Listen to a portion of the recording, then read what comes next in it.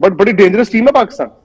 अगर वो 170-75 भी डिफेंड कर रहे होंगे उस बॉलिंग अटैक के सामने, जब तक आखिरी रन होगा नहीं, मैं तो डरा रहूंगा। एट द सेम टाइम वो बॉलिंग अटैक ऐसा भी बॉलिंग अटैक है जो सामने वाली टीम को, अगर पहले ही सामने वाली टीम बैटिंग करती है तो वो बॉलिंग अटैक 160-70 तक रोकने की भी एबिलिटी रखता है। और मेरा ये मानना है कि उनकी बैटिंग जरूर दिक्कत है, लेकिन बाबर रिजवान दो प्लेयरों के साथ उनका जो राडार है, जो उनका सेफ जोन है चेज करते हुए, वो 160-70 डेफिनेटली है।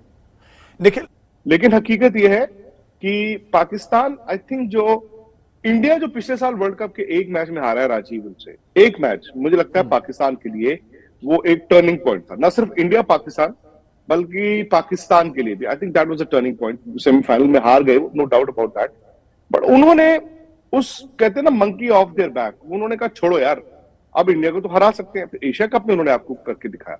सो अब जब आमने सामने दोनों होंगे इंडिया पाकिस्तान 23 अक्टूबर को, लोकल कंडीशंस का बड़ा अहम रोल होगा, टॉस कौन जीतता है उसका अहम रोल होगा, क्या दोनों टीमें फिट हैं उसका बड़ा अहम रोल होगा।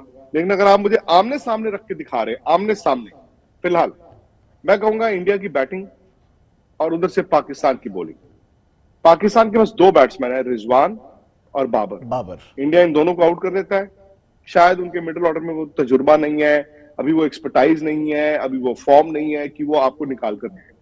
निखिल, इस बार 23 तारीख को आपको लगता है कि टीम इंडिया पर कोई प्रेशर होगा? चलो पहले ये प्रेशर था आपके पास कि चलो आपको पाकिस्तान के सामने कोई मैच नहीं हारना, लेकिन अभी तो ये प्रेशर भी नहीं होगा। पिछली बार मीडिया पर भी दोष मर दिया कि आपने बिल्कुल प्रेशर बना दिया था, तो इस बार तो ऐसे प्रेशर नहीं होगा टीम इंडिया पर? नहीं, प्रेशर बिल्कुल होगा राजीव, और इसलिए प्रेशर होगा क्योंकि टूर्नामेंट का जो फॉर्मेट है वो कहीं ना कहीं आपको ये कहता है कि वो मैच शायद डिसाइड कर दे कि कौन सी टीमें सेमीफाइनल में पहुंचेंगी। क्योंकि आपके आई थिंक 3 टीमें लड़ेंगी, साउथ अफ्रीका, इंडिया, पाकिस्तान, और इनमें से 2 टीमें जाएंगी सेमीफाइनल। थोड़ा शायद लोग कहेंगे मैं हार्श हो रहा हूं, बांग्लादेश, वेस्ट इंडीज, ये आपकी जो बाकी टीमें होंगी ग्रुप में, लेकिन फिलहाल ऐसा वो फॉर्म नहीं दिखा रही कि आपको लगता है कि ये टॉप 2 टीमें हो सकती हैं जो सेमीफाइनल में पहुंचे। तो आपका असल मुकाबला है साउथ अफ्रीका, इंडिया और Pakistan. South Africa Pakistan match बहुत इंपॉर्टेंट है। I think I agree with Vikrant की बराबरी पता है कहां से आई है? वो टर्निंग पॉइंट आपका वर्ल्ड कप मैच ही था। हालांकि उससे पहले 2017 का चैंपियंस ट्रॉफी का जो फाइनल है उसमें भी पाकिस्तान ने हराया इंडिया को। लेकिन आई थिंक वो तब भी पाकिस्तान को यकीन नहीं हुआ, उन्हें लगा वन ऑफ है, वन बैड डे इंडिया को हुआ।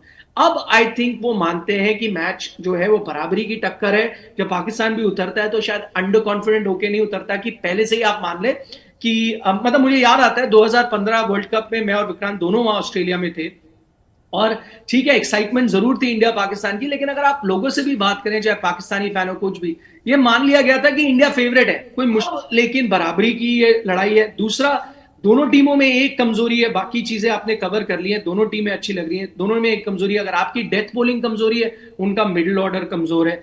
तो 50-50 का मुकाबला है। आई थिंक प्रेशर दोनों टीमों पे होगा।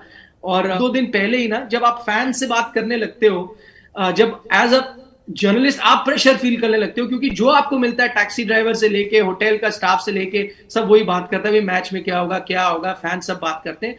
तो खिलाड़ी भी कितना कह लें कि आउटसाइड नॉइस को रोक लेते हैं, जी हम प्रेशर को नहीं लगाते, जस्ट अनदर दिन, पॉसिबल ही नहीं है। जब आपसे हर शख्स इसके बारे में बात करता है, प्रेशर आएगा। वही आई थिंक जो टीम बेटर प्रेशर हैंडल करती वही। धोनी कैप्टन थे तो उनकी कैप्टनसी में हाल ये हो गया था कि पाकिस्तान के कंपटीशन में ही नहीं नजर आता। उनका कंपटीशन था England, competition south Africa, Australia, और उनसे ही कॉम्पीट कर रहे थे, और हम बिल्कुल कंपटीशन से आउट थे एक तरीके से। लेकिन अब चीजें बदल गई हैं और अब हम पूरी तरह से वापस कंपटीशन में।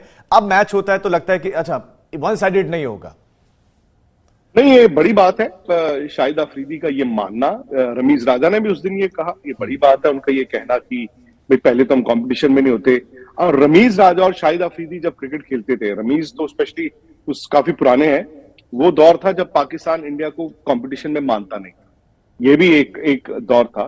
सो उन लोगों के लिए एक्सेप्ट करना कि हाँ हम भी उस दौर से गुजरे हैं जहां पर इंडिया भारत धोनी की कप्तानी या उससे पहले जब शुरुआत हुई थी कि जी मानता ही नहीं था कि पाकिस्तान नाम की भी कोई टीम है। तो ये एक बड़ी स्टेटमेंट है।